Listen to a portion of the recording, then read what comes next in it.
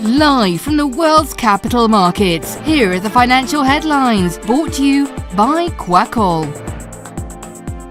Hello and welcome to Wednesday's financial news. Stay with us for more market headlines. Italian high-end luxury fashion house Gucci is now accepting ApeCoin as payments for in-store purchases situated in the United States. ApeCoin is a new addition to a list of cryptocurrencies Gucci accepts for the purchases of their products in select boutiques in the US.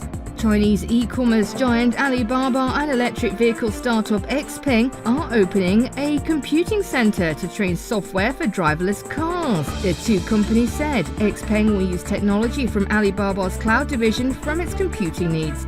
The group of 7 wealthy nations is looking at blocking the transportation of Russian oil among other options to deprive Moscow of bumper revenues amid its invasion of Ukraine, unless it heeds a price cap. The pound fell 0.6% against the dollar in the last trading session. According to the CCI, we are in an overbought market.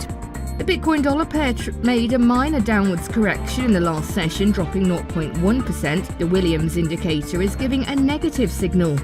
The Aussie dollar pair plummeted 1.3% in the last session. The MACD is giving a positive signal.